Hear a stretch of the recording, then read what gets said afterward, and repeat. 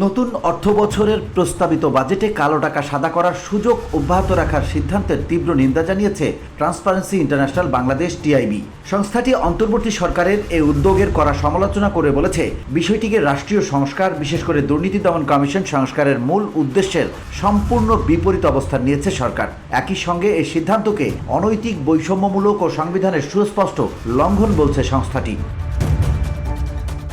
2025-26 অর্থ বছরের ঘোষিত বাজেটের প্রতিক্রিয়ায় সংবাদ বিজ্ঞপ্তিতে টিআইবির নির্বাহী পরিচালক ডক্টর ইফতেখারুজ্জামান বলেন, যেভাবেই ব্যাখ্যা করা হোক না কেন, এটি স্পষ্টভাবে প্রমাণ করে যে রাষ্ট্র সংস্কার, বিশেষ করে দুর্নীতিবিরোধী সংস্কারের মূল উদ্দেশ্যকে রীতিমতো উপেক্ষা করেছে অন্তর্বর্তীকালীন সরকার।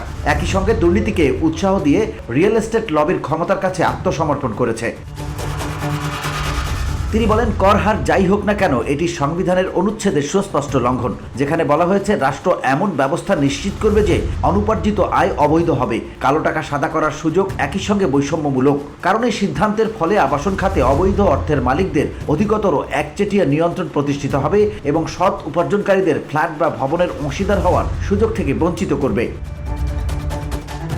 টিআইবির নির্বাহী পরিচালক আরও বলেন, সবচেয়ে আশঙ্কা ও হতাশার ব্যাপার হলো সরকারের এই সিদ্ধান্ত দুর্নীতিকে উৎসাহ দেবে। এর মাধ্যমে সরকার বাস্তবে পুরো বছর জুড়ে অবৈধ ও অপ্রদর্শিত অর্থ সম্পদ অর্জনের জন্য নাগরিকদের উৎসাহিত করছে এবং বছর শেষে কালো টাকাকে বৈধতা দেওয়ার অঙ্গীকার করছে।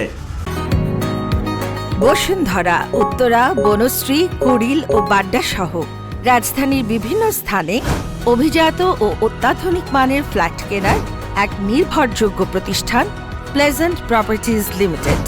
তাই আপনার স্বপ্নের আবাসনের জন্য আজই যোগাযোগ করুন। Pleasant properties limited, where destiny matures eventually.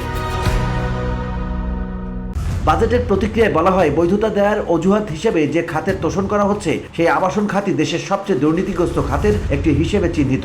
অবিলম্বে কালো টাকা সাদা করার এই দুর্নীতিবান্ধব সুযোগ চিরতরে বাতিল করার জোর দাবি জানাই আমরা, যার সূচনা হওয়া উচিত সংশোধিত বাজেটে এই সুযোগ বাতিলের মাধ্যমে। VOD Bangla news desk.